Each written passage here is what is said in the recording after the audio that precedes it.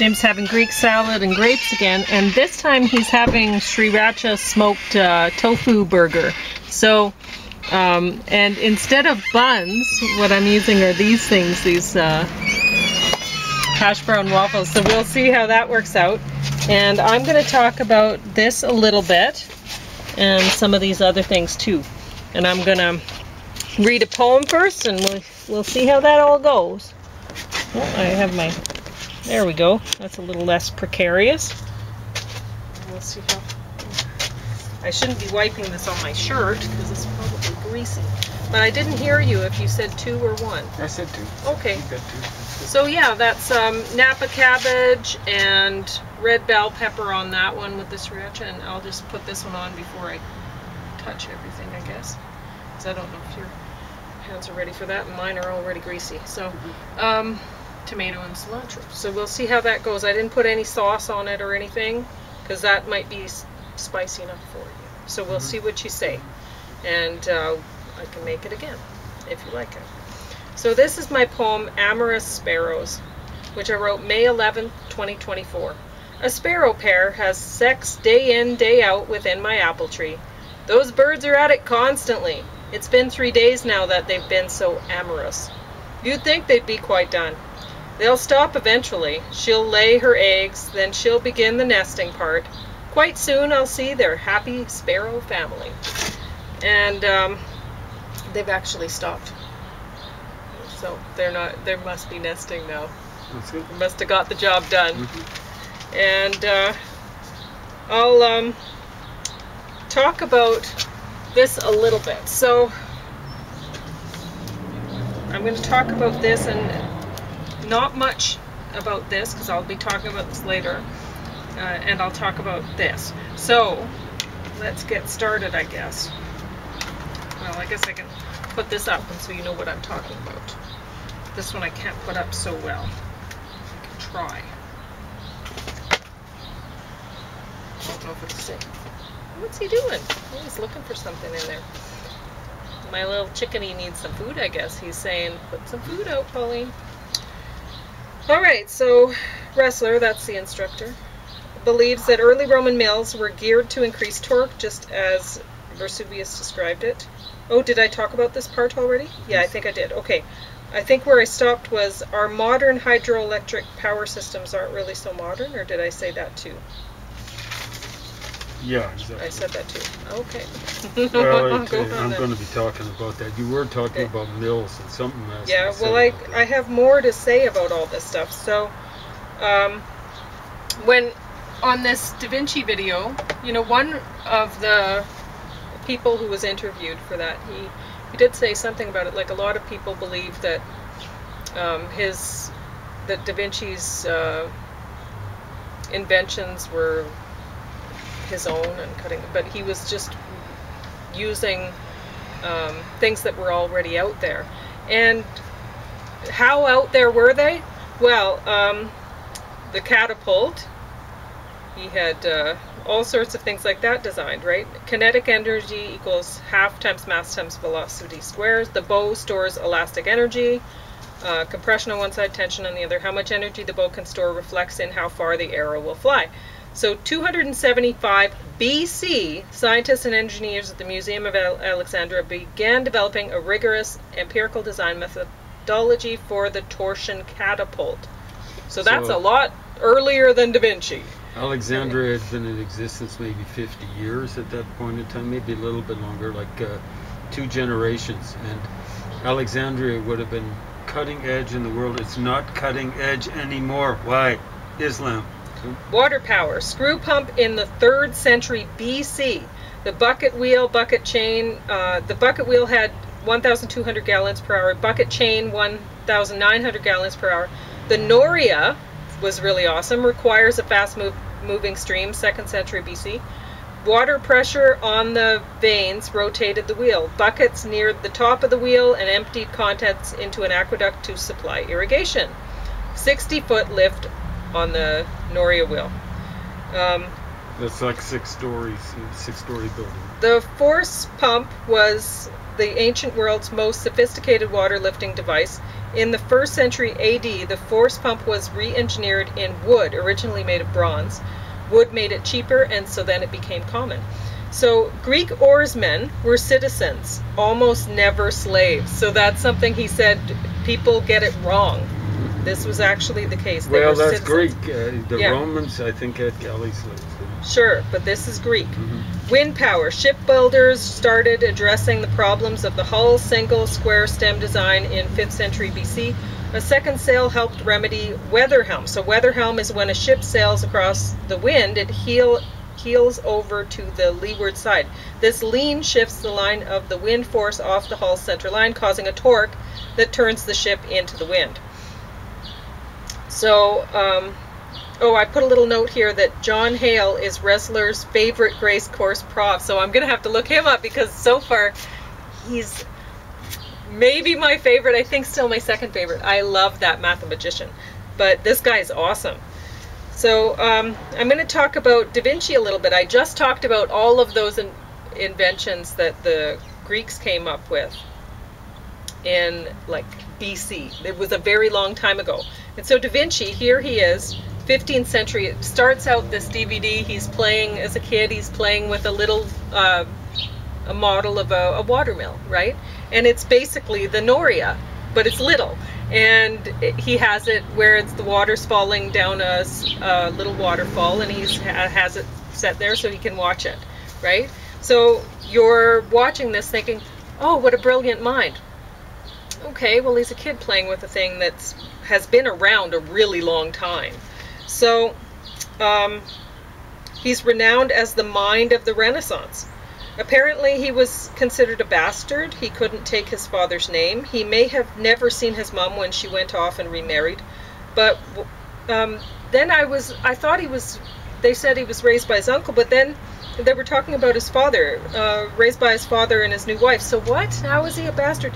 I didn't understand that part, so you might want to watch that a little more closely. He became an apprentice to a successful artist. He didn't enjoy finishing his work. He was commissioned to build a 24-foot tall bronze horse. The man who commissioned this project didn't save the bronze for the horse. He used it to make weapons instead. So Leonardo only made the small clay models and then the single 24-foot tall clay model that was to serve as a mold for the bronze one. He planned to dig a hole 24 feet deep into the earth for the bronze to be poured into. This would have left little, if any, clearance to the water table, which, if heated, could have exploded. So, another thing I wrote down here is Leonardo da Vinci was a vegetarian. This I didn't know. The design for his tank seems flawed. I don't know if he didn't call it a tank, probably. They were saying it was way ahead of his time, it's like a tank. But then somebody interviewed was saying the wheels would turn in opposite directions the way he has it drawn, so it wouldn't work. And then they were saying, was that just to throw off people if they stole his designs, or what? I don't know. So a tank is like our word for it. I don't know what the name would have been, he would have applied. It's called kind of like Panzer in German. And Panzer originally might be related to the word pan. It basically means armor. So it's going to vary from one tradition, one language to another. Okay. All right, so his medical diagrams of the cardiovascular system show that he had a desire to learn about nature. His observations of how birds' wings work was keen. Birds' wings don't just go up and down, there's a figure-8 sort of movement. His Last Supper painting was poorly planned. The oil paint wasn't suitable for the plaster wall. Were any of his inventions successful, I'm wondering? Did he keep notebooks filled with, he did keep notebooks filled with ideas, sketches, grocery lists. Was he a genius? Or was he an artist with engineering pretensions? But in any case, I think he was trying to, he was looking at what he'd done as an artist, which was amazing, and he looked at it and went, well, there's more important things I could be doing, maybe, right? And he went off in a different direction and whatever. So... yeah, so Pauline says he didn't like finishing work. I suspect he was a perfectionist. I don't know why. Well, he kept working on the Mona Lisa forever, Yeah, they said.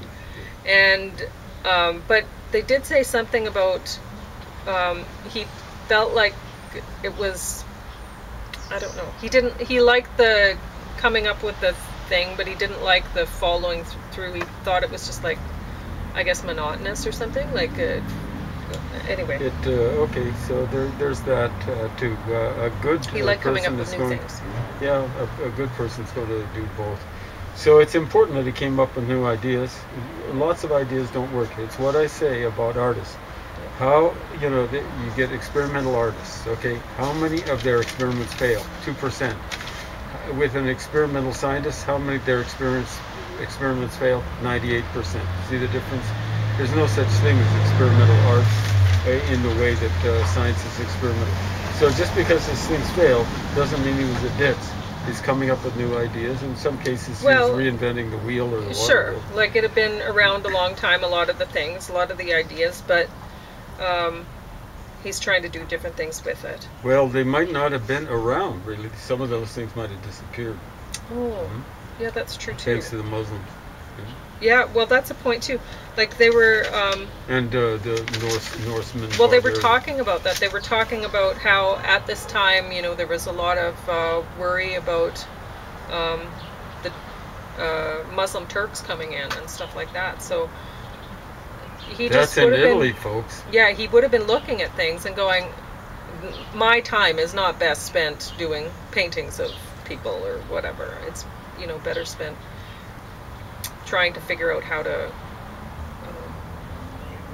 remedy this problem. So... I will just mention in this connection, the Muslims controlled Sicily. I believe it's for a couple of centuries. That's why Sicily's so backward now vis-a-vis the rest of Italy. So I just started watching this when I wanted to watch basically Michelangelo, but he was the second one, so I watched Raphael also, and now I'm on the next one. But yeah, so I made a few notes about this because in this video they were talking about how Da Vinci did not get along with Michelangelo. He'd say, like, he was really rude about him, really. Like, because Michelangelo was a young guy getting in, and I think Da Vinci thought, oh, I'm being replaced as the big man on campus kind of thing, right? And because everybody was liking Michelangelo, and Da Vinci was saying, oh, painting is so superior, because sculpting, here he is with his hammers and chisel noise or whatever, and I'm getting to listen to nice music while I'm painting, and what was he saying? Oh, that Michelangelo looks like a baker with all his powder all over his face, so really saying, oh, he's like a tradesman, or whatever. He's totally rude. Well, it really is. Both of those are irrelevant. I mean, yeah. When you're working in marble, the way Michelangelo did so much with so much of his stuff, there's no room for error. When you're dealing with paint, you can paint over it. So Raphael got a lot of painting done. His babies are taking baby-like poses mostly. I liked the way he had them looking and stuff. They had personality, each baby. It was wonderful. But they're not exactly baby shaped. They had a real problem with babies back then, like, and I think his heads were too small for their body. More like adult proportions. Yeah. So Raphael witnessed the rivalry between Michelangelo, who was most well known for his statue of David probably, or maybe Pietà, and Leonardo Da Vinci. They were both working on paintings of battle scenes at the same time, and I guess they had their own little battle going Leonardo and Raphael? Michelangelo and Da Vinci. Okay. Yeah. So even in this video they're mentioning they did not get along. And both of their paintings have been lost, apparently, those battle scene ones. Anyway, Raphael loved painting Madonnas, perhaps because he loved and lost his own mother at age 8. He painted portraits very well. His girlfriend, Formelina, looks most beautiful in his paintings. You get to see her as Raphael saw her. It's wonderful. Raphael died of a mysterious fever at age 37. Too bad. Michelangelo. His nursemaid was the daughter to a stonemason and the wife of another. So that's he said that he was brought up on marble dust, I think as much as milk or something. I can't remember what it was. But that's funny. So he was just right away he was introduced to it, and right away he knew that's what he wanted to do. When he started doing art, he was like, that's what I want to do. So the St. Peter's Pietà is the only work that he signed. So that's a mother and child, but it's the child is been crucified. Yes. The weird thing is, and she is young. She's painted as though she's what she would have looked like when she had him as a little baby. She would have been about 50 years old. Yep. Or something like that, if she actually existed. And it always struck me as strange when I'd see it. I was like, oh, why did they paint her that, or sorry, why did he sculpt her that way? You know, is it just they only like to look at beautiful young people or whatever? But I think, it's just she would have been thinking about having her little baby, right? Well, according to the story, it was predicted by a relative, I think of hers, that she was going to raise the Messiah. Oh. And, like maybe she'd been told that he was going to die, or maybe he told her he was going to die when she was young, when she was that age. Oh, I see. So then she's thinking about it. So that's her thinking about it then. Was it worth it? Yeah. So anyway, the marble that he picked out for that was very pure. It's perfectly smooth and white. And I guess that was the one that he felt, yeah, this is the one I should sign. Because he felt very happy about having done that one, I imagine. Because he really worked at it. If the ghost of Mary is listening... That's upside down. I know. I'm just gesturing with it. If she's listening, thank you for raising up the guy who, more than anything else, is responsible for getting rid of slavery. The guy who, more than anything else, is responsible for the revival of democracy and so many good things in life. Many, many people were responsible for perverting his religion, starting with Constantine and working their way through, Theodorus and stuff like that. Some horrible, horrible popes. But so many good things came from your son. Thank you. But would you say that the Mona Lisa is the best painting ever done? No. No, I would not either. And there's a mother and child by Leonardo that I might argue that for. Would you say that Da Vinci was a genius? No one's a genius. And in other words, he wasn't born that way. He was raised to a certain extent that way. And I suspect him, more than anyone else, raised himself. He was trying to learn a lot of things, I think, originally to help him out with painting. And he brought a lot to his painting and stuff like that. So he made himself. And people, so many people that we might call geniuses, they weren't born that way. They had a genius, if for anything, for improving themselves and continuously improving themselves. That's what I got to say about him. So would you like another bun top for each one of these? Probably. They look a little bit they look a little sad. So I'll get that for you, and you keep talking about all of this stuff. Yeah. So do you want me to leave these out for you? Yeah, exactly right. Okay. I'm removing the mask now. Excuse this wound. It's not an open wound on my nose. It's caused by these masks, metal masks. Thank you, folks, for letting a certain plague, not just into the country, but around the world. Thank you, ultimately, Xi Jinping and the People's Republic of China. I'm not going to say the Chinese, because there's a lot of Chinese people in the world, not just in Taiwan either, who can't stand the People's Republic of China, and probably know better than most people do the threat they pose to the rest of the world, and not just democracy. You know, they're basically imperializing Africa. It's amazing how, 2 generations after the Africans got rid of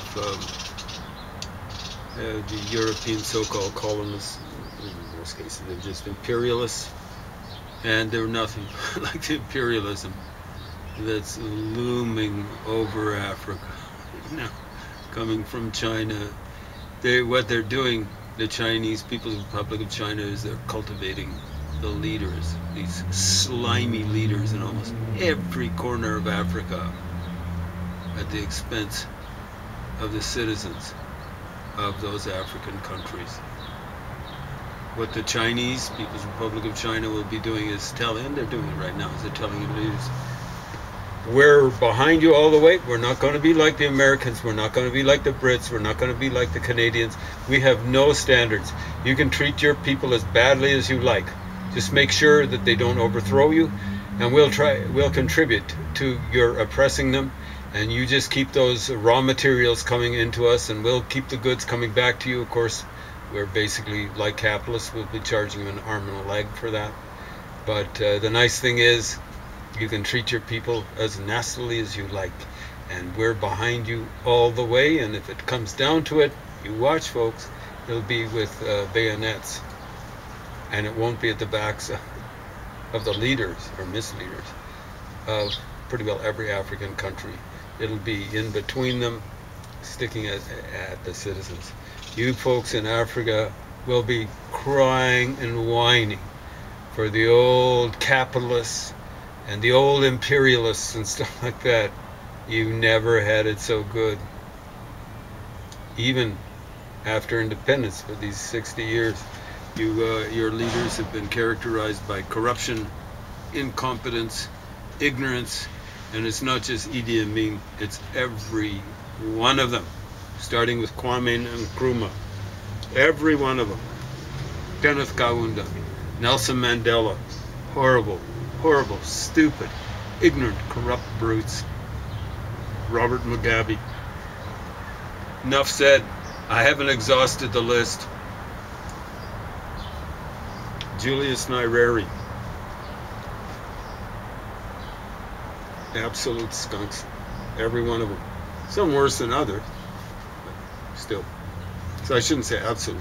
Some are more skunky than others. Okay.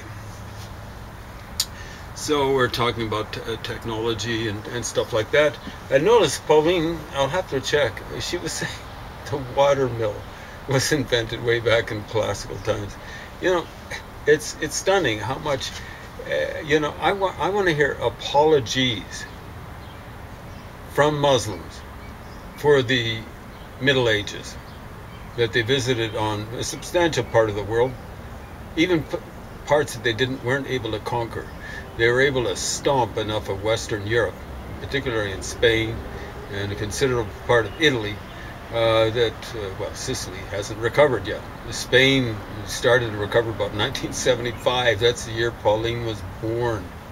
I was 21 years old at that point in time. The Muslims controlled parts of Spain for 781 years. Oh, you don't believe me? Yeah, do a little checking, please. 781 years. And the backwardness of Spain is explained by the apologists for Islam on the I think it's the Visigoths. They came in there and they brought German ignorance there. Well, you know, like there was German ignorance, and that's the other thing that Western Europe suffered under. They suffered under barbarians from the north, Vikings. They weren't Christianized. Eventually they were, and that's when Europe started really taking off, about 1000 AD. But they were barbarized from the south by barbarians and Muslims, and they never Christianized. That's not their... if you are a Muslim and you apostatize, you get whacked. That's what the law is. I suppose some people have gotten away with it, but it's hard for folks to get away from that. Religion, of course, that religion with that fundamental interpretation of that religion in it, the fundamentalism varies from one society to another, but in the Middle East it's probably close to 70%, or in some cases and places higher. That is fundamentally undemocratic. You cannot mix that idea of death for apostasy with democracy. With democracy, you gotta have freedom of association. That means, you know, if you belong to a group, born into a group, or join up with a group, you should be able to leave it with no penalties attached. That's no penalties, much less the death penalty. I know lots of you folks say, that's not multicultural. There's no such thing as multiculturalism. Multiculturalism is some fantasy. Oh, we can get all these cultures in the world to mix and match together. Huh? You know, like Islam is a monoculture. Communism is a monoculture. Nazism is a monoculture. Confucianism is a monoculture. Hinduism is a monoculture. How do you get those folks to mix? You know, most people in the world are, according to the Hindu system, they're outcasts, they're pariahs. In Confucianism, you cannot have a democracy. It's just incompatible with a democracy because it's all about kowtowing to your superiors, starting with children to their parents, women to their husbands, husbands to the guys who handle the village community or something like that. And then those heads of the village community, let's say mayors or whatever, to provincial governors, and provincial governors to the king. What? You know, like that's incompatible with democracy. You cannot have a multicultural democracy and have Confucianism mixed up in it. I'm sorry to enlighten you folks and disillusion you, the ones who believe in multiculturalism. Now, what I believe in is multi-ethnicism, where people of different ethnic background, in other words, ultimately people of different color and different nationalities and stuff like that can mix and match together. You cannot mix cultures together. Some cultures you might be able to, but you know, you got these believers in multiculturalism. They think it's all about mixing and matching food and dance and song and literature and stuff like that, and they leave out of consideration economics, social system, politics, religion, or at least the heavy parts of the religion. And every religion has heavy parts. Wake up and smell the coffee. So, taste a bite of your burger and Okay. let me know Okay. if you like it. Okay. Because the smoked tofu, it goes on sale quite often. Okay. Okay. A little bit warm. Okay, then wait a minute and just I'll keep wait a talking. while. Okay, how much time have I got? 10 minutes? 2 minutes. Oh, 2 minutes. Yeah, I Well, I guess better I use talked a that long time time. up.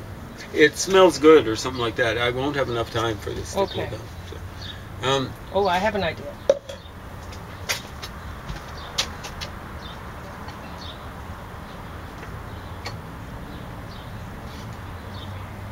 so why Now don't you do.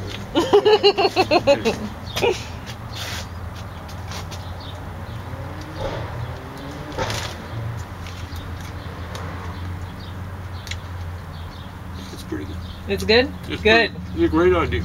Okay, good. You don't get Because your it's hands very greasy. affordable getting the smoked tofu instead of Okay. burger patties. So tune in next time. If you can stand it. Because you want to eat instead of talk Well, about how much something. time is left? A minute? A minute. Okay. So we're talking about water mills.